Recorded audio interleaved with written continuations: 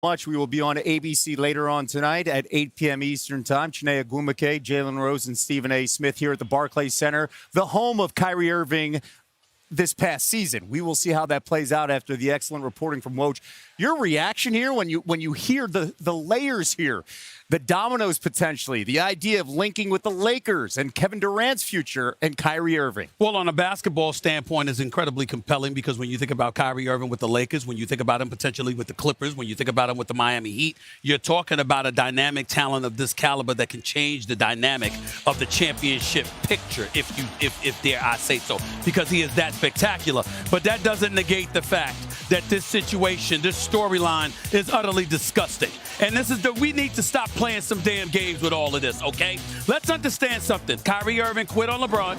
Kyrie Irving looked the fans of Boston in the face, told them he'd love to stay, then left and quit on them with Jalen Rose and Jaylen Brown and Jason Tatum there. He goes to Brooklyn. He was supposed to play, all right? He didn't want to play more than 20 games, even though he's trying to say he got hurt. He didn't want to play because Kevin Durant was out that first year. Then he tried to discourage people to play in the bubble because he couldn't play in the bubble. Then he comes back after 10 months off. He takes 2 weeks off because of the riots at the Capitol. He was so traumatized. He was so traumatized that he couldn't play basketball, okay? And then this season, the vaccine is an excuse. And at the end of the day, this is a story because the Brooklyn Nets had the audacity to say, after missing 123 games over 3 years and giving you every penny guaranteed with the exception of the $17 million you missed out because you chose to not be vaccinated, we're supposed to guarantee you an additional 4 years at over $200 million, and you are appalled that they said, excuse me, could you show up to work first before we commit to paying you that money? This is a disgusting, ridiculous story, and it's an embarrassment for the NBA that they got to be in this position where you got a guy that's going to be on an open market potentially because he don't want to accept $37 million in guaranteed dollars because he can't get another $200 guaranteed, even though he's missed 60% of his games. It's an embarrassment. It's not a business, man. It's a business, man. Right. And the thing I want to say, Stephen A., is you're right. If you're Kyrie Irving, you do expect them to pay you top dollar because that's what NBA players that have his talent get. And no, I'm not taking a discounted deal. I'm not taking a deal where it has percentages of my game to be played. And here's why. The last 3 seasons in the NBA have been an anomaly. We've had 3 champions in 20 months. Normally, we have 1 champion in 12 months. I think when an NBA gets back to a normal calendar, players like he and a lot of players that dealt with injury will actually be more available to their team. So when you go to negotiate, if you're the Nets, don't blow this. Like you're relevant right now because Kyrie signed and KD came with him. And brought KD. That's why. And there, hold on, I'm not finished. And so therefore, you got to negotiate with Kyrie like you're negotiating with KD, or you lose both of them. Understood. And since KD is under contract for 3 or 4 more years, you give Kyrie the money. You let KD worry about how he's going to be available or not. Do you trust Kyrie Irving? Because you know Kevin Durant's going to show up. I think his answer is that the world is stabilizing. So as the world stabilizes, you hope that Kyrie is more available in the foreseeable future. And let's not get it twisted. The best situation is that Kyrie is back, KD is back, and Ben Simmons is available. Because if you think about that trio, you have the best scoring big man that's a 7-footer that's a mismatch in Kevin Durant. You've got one of the most clutch performers in Kyrie, even if he's available just 50 games, which, by the way, Stephen A., you've said that I'd sign him, albeit a short-term contract, because Kyrie is a game changer, even if he's available for just 50 games in the regular season. And then lastly, if Ben Simmons were to be able to play, you've got one of the most versatile defenders in the NBA. Well, that's a potent couple of things. I'd like to respond to you directly, Sinead. Number one, you have more ifs in that sentence a little bit. That's number one. Number two, and more importantly, you pointed out absolutely accurately, would I take Kyrie? You're damn right I would. But I've said this repeatedly. It would be on a short-term deal. The subject of the matter is a long-term deal. Number three, I love the eloquence that you gave with your argument, Jalen Rose. You too, Sinead. I love y'all both. Y'all are sublime. But here's the beauty of this. Not a one of you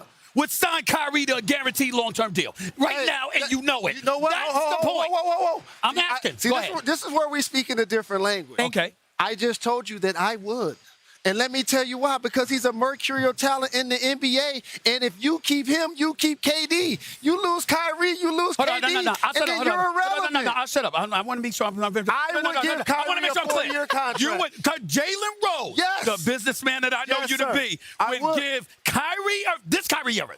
Right now. Hey, man, let me right tell now. you something. Because let me tell you something. I'll pay Kyrie $50 million a year. Hey, you know what? I'll get $50 million a year. $50 million a year. But you're telling me right now. A long term? No. I said no long term, but I'd give him an average of $50 million. You'd commit 4 years right now at $250 million? Let me tell you, I heard you say when this season is over, you need a vacation, right? We all do, because these last 3 years, Stephen A., have run over one another. It's been a pandemic. Don't compare the two. We showed up to work. No, but what I'm saying, showed up to work. What I'm saying is, you have to, when you're signing somebody to a deal today, you have to project what you think is going to happen going forward. And you're keeping Kyrie to also keep KD, or you're irrelevant. Yes. Would you keep Kyrie if that means you kept KD for a couple years? No. Okay, we're going to end it right there because we can continue this conversation. It's supposed to be the journey that's a different of conversation. 58 players, of course, coming here and realizing their dreams.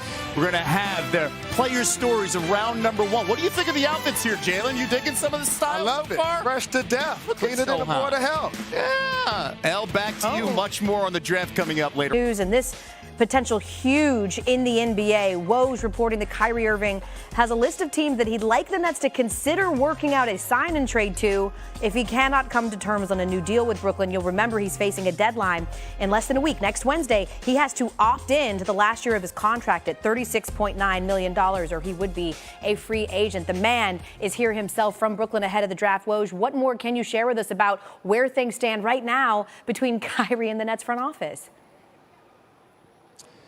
Elle, the Nets and Kyrie Irving are allowed at this time to discuss his future. They can discuss an extension off of the opt-in on his contract.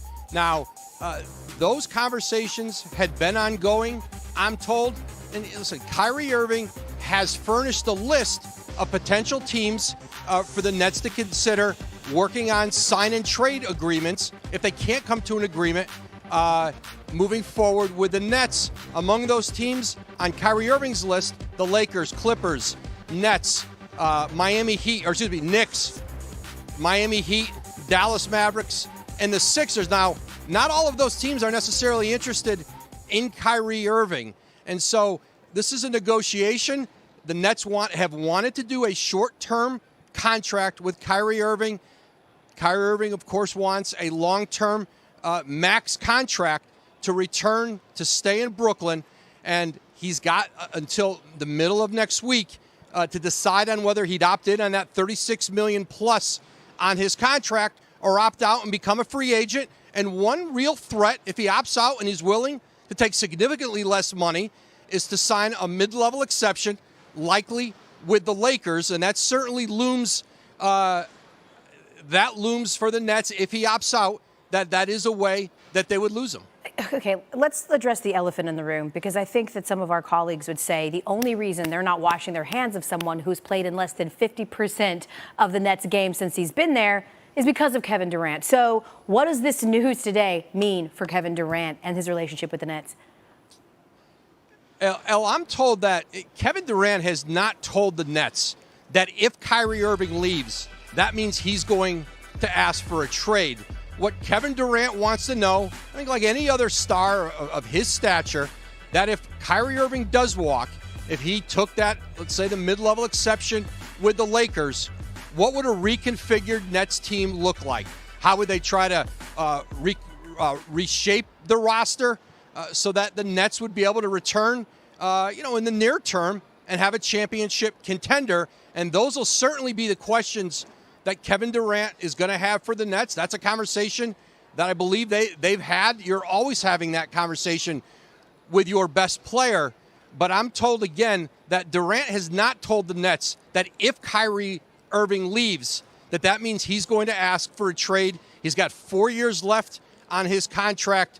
Certainly, signed that extension last year.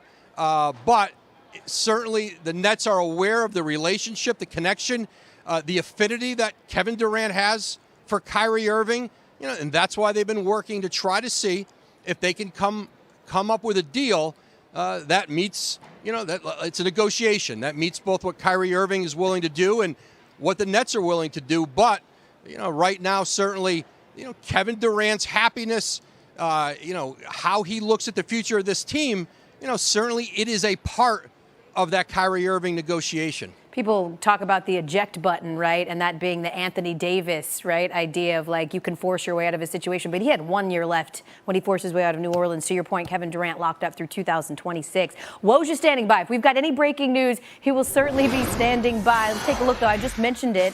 3 seasons in Brooklyn for Kyrie. He's missed 53% of their games. When he does play, he's been great. We know